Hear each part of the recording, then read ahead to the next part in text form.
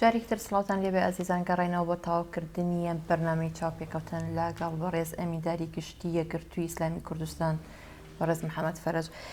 مامۆستا پێش ناوڕەکە باسی وەزعی کورد لەگەڵ بەغدامان دەکرد و کێشەکانی پرسیارێک بکەم، ینی ڕات چییە لەسەر ئەدای نوێنەرانی کورد لە بەغدا؟ واللهی یعنی جارێت وەزعی بەغا خۆی بە خۆی جۆرێ لە تەحکومەکە، یعنی وەزعێکی نالەبار و وەزعێکی پڕ لە مەترسی و وەزعێکی ئەتوانی بڵێ خەتەر، ینی ترس لەسەر نەفەرەکان، ترسی لەسەر نەفەرەکان دروست کردووە. دووهەم سروشتی جموجوڵ لە بەغا زۆر ئاسان نییە. سێهەمیش ینی تۆ ئەم کەسانە مربوطن بە حیزبۆ، ینی ئەبوو لەو هەر لە شار چوینە دەڕێت لە بیرمام شایە تۆ، ینی ئێمە ڕووی نوێنەری هەموو گەلەکەیت، بەڵام لا یەسال ئەو گرفتە هەیە. پێم وایە ینی ئەدایەکی بە قووەت نەبووە، ئەبوو بە قووەت بێ، بۆ چونکی ئەم پێکهاتانی تر کە لە عێراقا هەن وەکو ئێمە نین، یعنی وەکو ئێمە نین لە ڕووی ئەوە کە عەرەب حکوومەت بوون بەغەزی نەزەر مەزهەبی چییە، بەڵام ئێمە وانە بووین، ئێمە چاوساوینەتەوە، ئێمە کۆمەڵێ زوڵم بەرامبەرمان کراوە بەرامبەر بە کەس نەکراوە. وەکو لە مەدەی 3 مانگە دوو کاری زۆر ترسناک کە بەشەرەت هەر یەکێکیان بە جینۆساید دەزانێت، هەر یەکێکیان هەڵەبجە و ئەنفال لە خلالی 3 مانگە ڕوویان داوە. ئێمە جیاوازین. بەڵام هەیە ئەڵێت ئەم وانی کە لە بەغدان بە تایبەت نوێنەرەکانی کورد لە حکوومەت ئەمانە مۆزەفن کە ینی لەبەرەوە ناتوانن ئەوەی کە هەرێمی کوردستان ئەوێت ئەوان لەوێت جێبەجێ بکەن. جاگەر ئەوە ئاوا کرابێەوە تاوانە بەرامبەر بە میلەتەکە گرێ. میلەت بۆچی دەنگا بەوانە؟ بۆیە دەنگا بۆ خەڵکە بچێ نوێنەرایەتی ئەو بکە. بەڵێ من لە ناو ئەم حیزبام، بەڵام کە چوومە ئەوێ ئەبێ نوێنەری خەڵک بم، قسە بۆ خەڵک بکەم، یعنی ئەم حیزبە پشتگیریم کە لە پێناو مافەکانی خەڵکە، لە پێناو داواکاریەکانی خەڵکە، نەگەر ڕێگریم لێ بکە، کە ئەمە کێشەکەیە. بەڵێ ئەم دۆزە تازەی عێراق چ کاریگەریەکی لەسەر چارەسەرکردنی پرسی ینی کێشەکانی کورد دەبێت لەگەڵ بەغدا؟ من وازانم کورد ئەبێ قسەکانی خۆی دیار بکە. ئەم قسانەی کە لەم ئەخیرا بە وەفدی ئەتلافی نیشتیمانی وتراوە بەڕێ سەرۆکی هەرێم پێوتون، لە 3 خاڵە کورتی کردوتەوە کە یا چارەسەری ڕیشەی کێشەکان، یا جیابوونەوە، یا شەڕ. ئەبێ کورد لەم چوارچێوەیە باس و خواسی کێشەکانی خۆی بکە. سێهەم بڵێن نەبێ، بەڵام یەکەم و دووهەم زۆر گرنگە. یا کێشەکانمان چارەسەر بکەین، یا ئەگەر تەحملمان ناکەن تاوە ئێمە لە ماڵی خۆمان و ئێوەش لە ماڵی خۆت. باشە، چارەسەرکردنی کێشەکان هەروە ئاسانە، ینی بەسەرۆکی حکوومەت هەرێمی کوردستان ئەڵێ ئەم کێشانە ئەمە معقەدە کە ناتوانانی بە جارێک و دوو جار ینی بە دانیشتنێک دوو دانیشتن چارەسەری بکرێت. ینی بۆچی گەشتۆتە ئەو ئاڵۆزیە کێشەکان؟ ئێمە لە 2023ەوە کورد بەشێکە لە بەغدا، بەشێکە لە دروستبوونەوەی حکوومەت، بەشێکە لە دروستبوونەوەی سوپای، ینی لە هەموو ئەوانە بەشێک بووە. بۆچی کێشەکان وا گەشتۆتە و ئاڵۆزیە کە ئیتر تەواو چارەسەرکردنی ئاسان نەبێت؟ هۆکارەکەی بە قەنەعەتی من بۆ ئەوە گەڕێتەوە کێشە جەوهەریە مهمەکان ئەولەویاتەکان کە ئیشارەتم پێکرد کە تۆ دان ناوە نایی تۆ سەری. مەسەڵەن لەبەر دووهۆ، یەکەم ئێمە لەگەڵ بەغاوەنە ئاش نەبووین تا بین ئادێ با مەلەفی 140 دەربێن، تۆزی لێ نیشتووە، هەر ئەڵێم زانین دیجلەیەتە پێشەوەی تە مەشغوڵی دیجلە بین. ئەوە کێشەی گرفت لێرە، یعنی ئەزمە بیتە دەم ئەزمە، ئەوە چارەسەر نابدێت بۆی ئەسڵەکە لە بیر بچێتەوە. ئێستا ئێمە ژۆکو فەلەستینەکانمان یاتۆ لەگەڵ ئیسرائیلە، ئیتر ئێستا کەس باسی عەودە ناکە، کەس باسی 67 ناکە، هەر باسی ئێسایە، ئەوەنە خان و ڕووخاوە، ئەوەنە دار زەیتونیان بڕی و ئەزمە لە دوای ئەزمە. ئەگەر ئێمە استراتیجێتمان هەبێ ئەبێ لەسەر قسەی خۆمان بکەین، ئەو شتە لاوەکیانە ئەبێ بینە دەستی لوجنەیەک بە بچکۆلە سەیری بکەین، نەیکەین بە گەورەترین شت بەرامبەر بە خۆمان ئینەکەی خۆمان لەبیر بچێتەوە. ئەو یەکێکێتی ئەمە سیاسەتێک نییە مالیکی بەکاری بێنێ بۆ ئێمەش بەکارمانێناوە دوو ئێمە بەرژەوەندیە وردەکان حسێ بکەین مەسەن کارڕۆین وەکواڵێ ئەو لەوێتەین بەنەوت ئەمە یعنی ئێستا ئێمە ڕخنەمان گرتووە لە میسر ئەڵێن سەرۆکی کۆماری میسر مەفروض وایە کە لە مەرحەلەی دیکتاتۆریەت هاتیتە مەرحەلەی دیموکراسیەت ئەو ناوەندە هەرچەند هەیە مەرحەلەی ئینتیقالی ئەبێت تۆ اعتیماد بکەیتە سەر سێشت ئیش بۆ سێشت بکەیت یەکەم مافەکان دووهەم ئازادی سێهەم باشترکردنی گوزەرانی خەڵک نەی باسی دەستوورشت بکەیت من کە برسیمە دەستورم بۆ چییە من کە برسیمە دەسەڵاتی تۆم بۆ چییە من نانمەوێ ڕۆژنامەنووسێک کە پێشتر نەیتوانیوە قسە بکە ئێستا ئازادی دروست بووە ئەمەوێ پڕ بە دڵی خۆم هاوار بکەم پڕ بەدەمی خۆم بقیڕێن من ئەمەمەوێ ئەمەوێ ئازاد بم ئەو خەڵکەی کە مافی زەوت بووە داوای مافەکەی خۆیەکە ئەبێ بێ لەم هینا بەڕێسەکەتان بڵێن ئەبێ ئەمە بکە نەک بێ وڵات دەستور تەسبیت بکەم و یعنی ئەتبیت العەرش باوی ئەوە نەما بێ لە پێشەوە کورسەکەی خۆ قایم بکەی ئەبێ بێ لە پێشەوە دڵی خەڵک خۆشکەی خەڵک کورسەکە بۆ قایم بکە تازە عەسکەر ناتوانێت قایمی بکە ئەمەش لێرە تۆ ڕێباسی نەوتەکەی من چی بکەم لە نەوت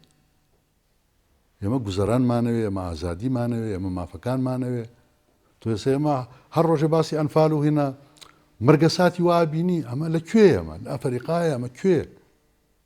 چۆن ئەبێشتیوە نیشتیمانێ بەم دەوڵەمەندیە داهاتێ بەم زۆریە ئەی بۆ کێ ئەمە گرفتەکانمان ئێمە ئەولەویەتەکانمان دیار نییە باسی نەوت ئەکرێت زۆریانی ئێوە وەک یەکگرتووی ئیسلامی لە ئەدای حکوومەتی هەرێم ڕازین سەبارەت بە نەوت و بە پرسی نەوت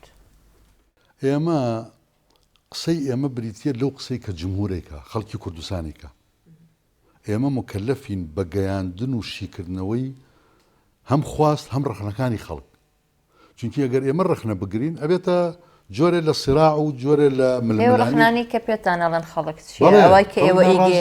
ناڕازیە بەڵێ ئێمە و ناڕازیە گەیەنین ئەوە ئەرکی ئێمەیە ینی ئەگەر تۆ لێم بپرسی ینی ئێوە معارەزە چیەکەن من ئەڵێم باشترین خزمەتمان کردو بە پرسی نیشتیمانی باشترین خزمەتمان کردو بە دۆزی هەرێمی کوردستان باشترین خزمەتمان کردو بە دیموکراسیەت ئەم قسانەی کە ئێمە یکەین لە سا 99 پەیوەندە بەم دۆزەی هەرێمی کوردستانە مانوێ بەهێز بێ چونکی ئێمە شتمان ماوە ئەگەر تۆڵی سۆمال وڵاتێکە لێ قەوما و لە یەک دابراوە هەر ڕۆژی هەڵسانەوە عەلەمەکەیان هەڵەکەن ئێمە چی ئێمە بێ خۆمان دروستیکەین لەبەرەوە بێ زۆر وریابین زۆر حەکیم بین زۆر عەقڵانی بین بە پرسیارێک بکەم لەسەر پاکێجەکانی ئۆپۆزیسیۆن یعنی ئەو پاکێجانە ماوەیەکی زۆر باس کرا ماوەیەکی زۆر گرنگی پێدرا ماوەیەکی زۆر داواکاریەکی ینی سەرسەختی ئێوە بوو کە ئەم پاکێجانە جێبەجێ بکرێ بەڵام بینیمان وردە وردە پاکێجەکان ئێستا باسیش ناکرێت یعنی ئەگەر لە کۆبوونەوەیە گیان کۆنگرەیەکی ڕۆژنامەنووسی سەرکردەیەکی ئۆپۆزیسیۆن باز لەوە بکات کە زەڕورە ئەم پاکێجانە جێبەجێ بکرێت ئێوە بۆ چونتان چیە لەسەر جێبەجێ نەکردنی ئەم پاکێجانە تا ئێستا سەرەتا مەبەست لەم پاکێجانە دوو مەبەست بوو یەکەم ئێمە ئەرکمان چییە و کۆپۆزیسیۆن ئایا ئەرکمانەوەی هەر ڕەخنە بگرین نەخێر لەوانەیە لە وڵاتێک هاوکو وتم ئەگەر خوددان سەروەر بێ هەر مەبەستیەوە بێت دەسەڵاتەکە بڕوخێنێ خۆی بێتە دەسەڵات بەڵام و کووتم ئێمە لە هەرێمی کوردستان جیاوازین ئەبێ ئەم ئەزمونە دەوڵەمەندکەین لەبەرەوە ئێمەش توانە عەقڵی و فکری و لێهاتنەکانی خۆمان خستە گەڕ کە پرۆژە پێشکەشکەین بۆ چارەسەری ئەو کێشانەی کە هەن کە هەموو دنیا پێزانە دەسەڵاتیش خۆی ئەقراریەکە دووهەم ویستێکی خەڵک ڕووی کردە ئێمە کە ئێوە تاکەی دوورە بن لە یەکتری ئێوە دەسەڵات هەرێمی کوردستان تەحمل ئێمە ناکە بەردەوام مەترسی لە ناخی هاوڵاتیا هەیە شەڕی ناخۆ دروستە بێتەوە ئێمەش بۆ ڕێزگرتن لەو ئیرادەیە ئەم پاکێجانەمان کرد بە هۆکاری نزیک بوونەوە ئەم پێنج لایەنە 4 دانیشتنمان کرد کە پێمان وا بوو نزیک بووینە تۆ لە کۆتاییەکەی گفتوگۆکانمان زۆر لە یەک نزیک بوون ڕێژەی نانزیکی زۆر کەم بوو چی کردوە چی وای کرد کە دوورکەون دەسەڵات ئێمالی کرد ئێمە داوامان کرد ئەو داخوازیانەی خەڵک ئەیکا لەو کاتەی دوای حەڤەی شوبات گرتنی و خەڵکانی کە تۆمەتبارکراون بە کوشتن ئەم چارەکەوانی بەدەنیانە ئەگیرێن و خەڵک لیانن و دەریانەکەن بێن بەدەمیانەوە قەرەبووی ئەو خەڵکانە بکەنەوە کە زامار بوون کە شەهید بوون نیان کرد ئیتر ئێمە ئەڕۆین بۆ ئەوواڵێن خواسی خەڵک بگەێنی کە وەختێت تۆ چارەسەری کێشەی خەڵک ناکەی تر دانیشتەکەی من بۆ کێبێ ئەو کاتە بێتە حیزبی بەڕاستی ئێمەش ئامادە نەبوون کاری حیزبی بکەین تا چەند پێت وایە کە چارەسەرکردنی کێشەکانی نێوان ئۆپۆزیسیۆن و دەسەڵات لە هەرێمی کوردستان ئەگەرێکی بەهێزە یعنی ئەو کێشانە ینی ئەو کێشانی کە لە نێوان ئۆپۆزیسیۆن و دەسەڵات هەیە چارەسەرکردنیان دەسەڵات قسەمان کرد پێویستی بە مبادرەیە مبادرەش بێ دەسەڵات بیکە یعنی ئێستا سێر بکە کێشەی بینی تورکیا و پاکەکە جورئەتی عەبدوڵڵا ئۆجەلان ئەم ئاشتیەی ئاوا گەورە کرد ئاوای کرد ئێمە وەکو لایەنێکی ئیسلامی و چەندین لایەنی تریش بکەوینە گەڕ بۆی پشتیوانی بکەین تەنانەت ئێمە لەگەڵ حیزبە تورکیەکانیش قسەمان کردووە بۆی پشتیوانی ئەم مەسەلەیە بکەن ئەو مەسئلەی کە ئەم چەکدارانە ئاعتیمادیانە کردی کە بریتە لە چەک ئەڵێ بابی گۆڕین بەڵام بە دەستکەوتنی مافەکانمان دەسەڵات ئەبێ مبادرە بکە ئێمە تا ئێستا چەندین هەنگاوی ترمان ناوە دوای پێنج قۆڵیەکە چونمان بۆ لای سەرۆکی هەرێم بەشداریمان لەم کۆبوونەوانە کە ئەکرێ ئەمانە هەموو بۆ ئەوە بوون کە زەمینە خۆش ببێ نزیک بوونەوە دروست ببێ ئەم داخوازیانەی خەڵک بکرێن مبادرە نییە کە مبادرە نییە پێمان وایە ترێسە بڵێن ئەبێ هەڵبژاردن یەک لای کاتەوە هەڵبژاردن ئەمانە یەک لا کاتەوە بەڵێ ڕای تۆ سەبارەت بە گەڕانەوەی پرۆژەی دەستور بۆ پەرلەمانی کوردستان چییە؟ ئێمە وەکو وتم کە مکەلەفین بە گەیاندنی خواستی خەڵک لەسەر دەستور قسەی هەیە هەم خەڵک هەم لایەنە سیاسیەکان ئەم دەستورە بێت تعدیل بکرێ و ئێمە لەو پێنج قۆڵیا ڕێکەوتین لەسەرەوە کە چەندین جاریش دەسەڵات ئەمەی گەیاندووە کە دەستور بگەڕێتەوە ئەمە خواستی خەڵکە ئیتر مناقەشەی ناوێ مادەم خواستی خەڵکە جێبەجێکردنی خواستی خەڵک فەزیلەیە ئێوە خۆتانێک فەزیلەیە ئەبێ بگەڕێتەوە بەڵێ وەک یەکگرتووی ئیسلامیەوە خۆتان دەنگتان بەم دەستورەدا لە کاتی تێپەڕاندنی پەرلەمان بەڵام ئێستا ئێمە قسە لەگەڵ مەرحەلاکەین ئەو مەرحەلەی کە ئێمە دەنگمان لەسەر دەستوردا پێمان خۆش بوو هەر ئەو ڕۆژە بکەوێتە دەنگدان هەر ئەو ڕۆژە بکەوێت بەڵام ئەمە دەسەڵاتە بۆ نەیخست ئێمە لێمان پرسین لە سەرانی دەسەڵات لێمان ئەرە بۆ نەتانخست کاک چەند خەتای ئەمە بوو ئیتر تۆ خەتای خۆتە بۆی خێ بەسەر بنا حەزمانە کرد ئێمەش وەکو ئەم دنیا دەستورێکمان وایە ئێخۆ کێمانە بووە لەم دەستورە کێمانە بوو غەیری دەسەڵات کێمانە بوو حرەکەتی و پارتی مانە بوون لە نەخستنە ڕێفراندۆمی ئەینا مەفروض وا بوو ئەو ڕۆژە کە لە ئێمە دەنگمان بۆدا ڕۆژی دوای بخرایەتە ڕێفراندۆم باشە ئێستا قسەیەک هەیە کە بەس لەوە کرێم دەستورە تێپەڕێنرێت بچێتە ئیستیفتاوە ڕاپرسی گشتیەوە یعنی ئەمە چییە گەێنێ دەگەرم دەستورە بەم شێوەی ئێستەی بچێتە ینی بۆ نمونە کۆمەڵی ئیسلامیە لێمە خەتەرێکە بۆ سەر ئاشتەوای نیشتیمانی ینی چۆن وەسفیەکەنێوە من وەسفی بەوە کەم یعنی هەرگیز کارێ نەکەین دژ بە ئیرادەی خەڵک بێ هەر کارێت دژ بە ئیرادەی خەڵک بێ سەرکەوتن بەدەست نایە ینی پەیوەندیەکانی نێوان ئێستای یەکگرتووی ئیسلامی لەگەڵ پارتەکانی دەسەڵات چۆنە بە تایبەتی پارتی دیموکراتی کوردستان وەڵاهی ینی بەرەو پێشچوونێک نبینین دوای 2012 یعنی ئێمە کە دوای سەردانی بەڕێز سەرۆکی هەرێم بۆ ئێرە و سەرۆکی حکوومەت وامان هەست کرد کە بەرەو پێشچوونێک دروسە بێ بەڵام بەداخەوە نەمان بینی ینی هەروەکو خۆی ساردیەک ماوە ینی سەردانەکەی سەرۆکی هەرێم بۆ لای جەنابتان کاریگەری لەسەر پەیوەندیەکان بەجێنەیە مەسەڵەن وعد بوو کە هەندێک لە کێشەکانی بادینان چارەسەر بکرێت چارەسەر کرا وەک خۆی ماوەتەوەچی جگە لە چاکردنەوەی بارگاکان نەبێ هیچتر نەکراوە. بوونی ئێوە لە دوهۆک ئێستا ینی ترستان نییە جارێکی تر ئەو کێشانی کە لە ڕابردوو ڕوویدا ڕووباتەوە بە تایبەت بەرە و هەڵبژارنەکان دەچین. ئێمە ئێستا لە دهۆک و لە بادینان نزیکەی 150 بەرەو ژوور هەڵگری بڕوانامەی ماستەر و دکتۆرامان هەیە لە عدادی دەرزەڵێنەوە. بەمەرجێ زانکۆ زۆر پێویستی پێیانە. بەڵام تاعین نابن. یعنی ئەمە لەکوێی دیموکراسی ئەمە جێگەکەیت. داواش کراون ینی ئەوان خۆیان داوای تاعین بوونیشان کردووە. پاکێجە ئەوش بۆ بە پاکێج. باشە مەسلەیەکی تر مەسلەی خۆکاندیدکردنەوە یاخود هەوڵدان بۆ کاندیدکردنەوەی سەرۆکی هەرێم یاخود تێپەڕاندنی دەستورەکە بۆ ئەوەی جارێکی تر سەرۆکی هەرێم ئەو مافەی هەبێکە خۆی کاندید بکاتەوە. ئەم مەسەلانە چۆنە بینیت ڕای ئێوە ینی هەر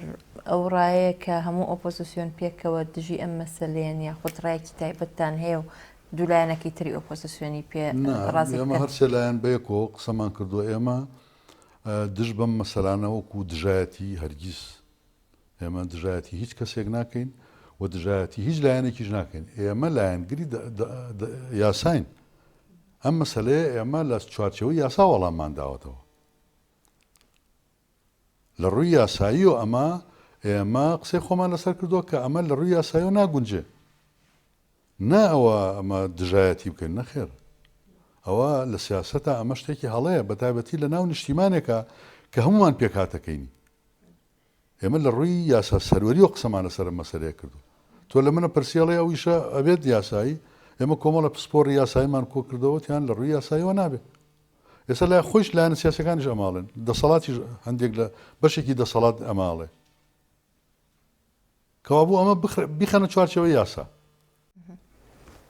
بەڵێ ئێوە کاندیدتان نەبێت بۆ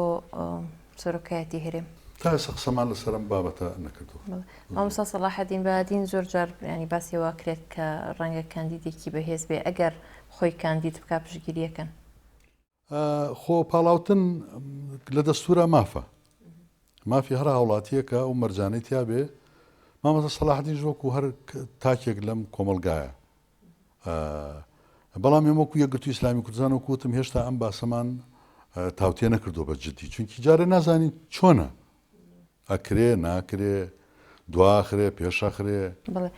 ئەگەر بڕیار بێت کاندیدێکتان هەبێ هەر سێ لایەنی ئۆپۆزیسیۆن پێکەوە یەک کاندید هەڵە بژێرە یاخود باسی ئەو مەسەلێشتان نەکردو. ئەوان نەخێر نەمان کردو هێشتا جێگەی مناقەشەیە ینی ئێمە ئەو سێ لایەنە ئەتوانی بڵێ بەهێزترین پێکهاتین لە کوردستانە یعنی لە پێکهاتەی استراتیژی بەهێزترین چونکی هەتا ئێستا نیگەرانیەکمان بۆ دروست نەبووە لە بینی یەکتریە و تا ئێستا لێک خوێندنێکمان نییە بەرامبەر بە یەکتری. ئەو بڕیارانشی کە ئەیدەین کە پەیوەندن بە قەناعەتی هەر سێلامانەوە بە ئیتیفاق بڕیارەکانە دەین و لە دوای ئەوە کە هەر شتێکەکەین بە جیاجا ئەوە ئازادین چونکی ئەمە هینێکمانە استراتیژیەتێکنی بەستین بە یەکەوە بەڵام پەیوەندێکی ئەخلاقی بەهێزمان هەیە بە یەکەوە هەمیشە مەحاولەمان کردووە کۆپۆزیسیۆن قسەکانمان بە یەک بکەین و لە چوارچێوەی یاسا ئەم قسانەمان بکەین و بە جۆرە ڕایانگەیەنین کە سوود بە ئەزمونونەکە بگەێنێ. مەسلەیەکی تر هیچ باسی پێکەوە دابەزینی لیستێکی ئیسلامیەکانتان کردووە لە هەڵبژارنەکانە یاخود ئەمەش مەتروحە و هەتا ئێستا بە جددی باسی لێوە نەکراوە. ئێمە هەر ئێمەش و برادرانی کۆمەڵی ئیسلامیش و برادرانی بزوتنەوەی ئیسلامیش ئێستا ئەلحەمدولیلا تێگەیشتێکی باش لە نێوانمانە دروست بووە. ئەم کارانەی کە ئیکەین بۆ دیعایە و بۆ هەندێشت نەبێ بۆ خزمەت بێ چونکی لە ئەساسە دین بۆ خزمەتی بەشەریەتە یعنی خوای گەورە ئەم ئايات و ئەم پێغەمبەرانەی هەموو ناردووە لە پێناوی چییە؟ لیەقومە الناس بالقسط بۆی مرۆڤەکان وا لێ بکەی دادپەروەر بن لە بین یەکتریە لەگەڵ یەکتریە بۆ یەکتری کەوا بوو وەزیفەی ئەدیان وەزیفەی پێغەمبەران هەموو بۆ خزمەتی بەشەریەتە. ئێمەش ئەبێت لەم ڕوانگەیەوە سەیری خۆمان بکەین نزیک بوونەوەمان و بەیەکۆ بوونمان و هەر شێوەیە کە ئێمە سێلایەن بەیەکۆین تیجای فکریمان هەندێکی جیاوازە بەڵام هەرسێکمان یەک ئاماجمانەیە کە بریتێ لە خزمەتکردنیم گەل و نیشتیمانە بەهێزکردنیم ئەزمموی هەرێمی کوردستان کاتە دابەزینتان لە هەڵبژاردنەکان بەیەکەوە خزمەتی ئەم مەسەلا ناکات ئەمە ئەبێ زەمینەکە ئەبێ ڕاپرسیەک بکەین هەم لە ناو خەڵکی خۆمانە هەم لە دەروی خەڵکی خۆمان لەمەولا هەوڵ بین ئەم کارە موسساتیانە وا بکەین ڕای خەڵکیش یعنی ئێستا من کە بینم لە فەیسبوک و لە تۆیتەر و لە ئەمانە خەڵک قسەکەن گەنج ئەمە ئەو ڕۆژەیە کە گەنج خەوی پێوە بینێ ئەبێ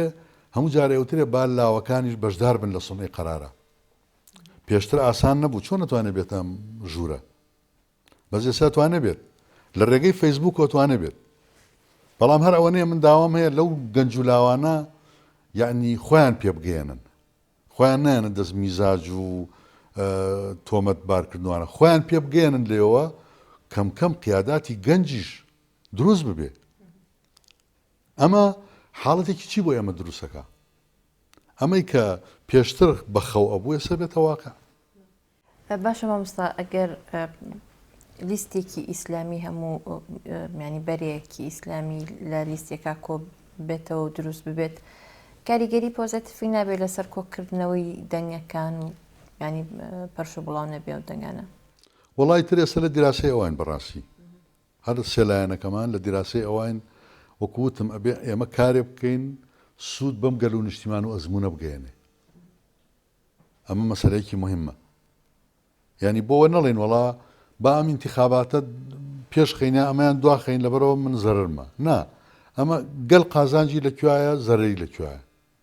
ئەگەر بزانین قازانجیە بێ بێگومانێکین بزانین زیانیە بێ بێگومان لێ دوورە بێ لەسەر پەڕەکانی ڕۆژنامەکان ینی جۆرەها قسە و باسە بیستین لەسەر مەسلەی هەڵبژاردنەکان بەهرۆز گەڵاڵی پارتی دیموکراتی کوردستانی تۆمەتبار کرد بەوەی کە تەزویری کردووە نزیکەی 7,000 دەنگ ینی چۆن مەسلەی تەزویرکردن یاخود نەزاهەی هەڵبژاردنەکانی داهاتوو دەبینیت پێت وایە کە هەوڵێک هەبێت ڕاست بێ ئەم قسانە یاخود تەنها قسەیە و هەر لەبەرەوەی نزیک بوونەوەی هەڵبژاردنەکان ئێمەش بە دوواداچوومان کردووە دەست پێ کردو بۆ ئەوە بەڕاستی ڕاست بێ هەرگیز قوبوڵی ناکەین ئەوە جەریمەیە دەربارەی دیموکراسیە کرێ ئەوە جەریمەیە دەربارەی خاوێنی هەڵبژاردنە کرێ کە ئێمە مانێسە سومعەیە پیاکەین ئێمە ئێستا لە قۆناغێکان بە دەسەڵاتیشمان ئەم پەیامەمان داوە بە دەسەڵات ئێمە ئێستا لە قۆناغێکین ئەم قۆناغە ئەمەلەکانی ئێمەی نزیک کردوتەوە ئاواتە دێرینەکانی ئێمە نزیک کرد ئاواتە گەورەکەی ئێمە هێناوەتە پێشەوە ئەبێ ئێمە پشتیوانی بۆ خۆمان دروستکەین گەورەترین پشتیوانی ئەمڕۆ ڕۆژە ئاوایە ئەبێ ئێمە هەوڵ بین بۆ ئینتیخاباتەکان زۆرترین کە من پێشنیارم کرد زۆرترین خەڵکی پسپۆر و ڕێکخراوەکانی ڕۆژئاوا بێن بەشداری بکەن تەنانەت پیاوە گەورەکانی وەکو جیمی کارتەر کە خەبیرە لەم مەسەلە وەکو سارکۆزی وەکو تۆنی بلێر وەکو لە بیرم نییە لەو کەسانە بیل کلنتۆن ئەم خەڵکە گەورانە کە هەن بێن سەرپەرشتی ئەم هەڵبژاردنەی ئێمە بکەن پێت وایە ئەتوانن ئەو کاتە هەڵبژاردنێکی نەزیه بەڕێوەگەرەوە بێ بەڵێ ئەگەر چاودێریەکی نێودەوڵەتی باش هەبێ لەگەڵ چاودێریەکی ناوخۆیی پێم وایە ئەمڕۆژ خەڵکی کوردستان زەمیری جوڵاوە ئەم زەمیر جوڵانە ئەتوانێ بەشێ بێ لە کاریگەریەکە چاودێریەکەیش بەشێ بێ ئەو خەڵکەش کە ئەمڕۆ پرۆسەکە بن بەڕێوە پێم وایە هاوڵاتی گەورن دڵسۆزن بە گەل و نیشتیمانەکانیان بەرژەوەندی باڵای گەلەکەیانیان بەسەر حیزبەکانە کە هیوادارم ئەمڕۆ حەزیاتر ببێ دو پرسیارم کاتم نەماوە زۆر باس لەوە دەکراتیکێتی و پارتی کورسەکانیان بەشکرده بوو لە هەڵبژاردنە 1,50 هێنێت و 11 کورسی کۆتاش هەیە کەواتە ئێوە هیچ هێنن لەو هەڵبژاردنە 1-0 بەدەسەوە ئەگەر وابێ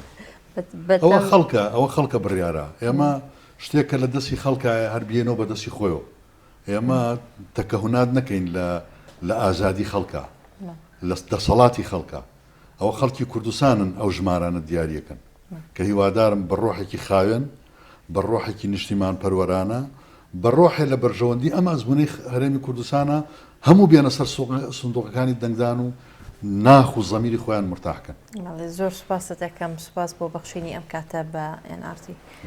ئازیزان تا چاو پێکەوتنێکی دیکە هەر شاد بن، خواتان لەگەڵ.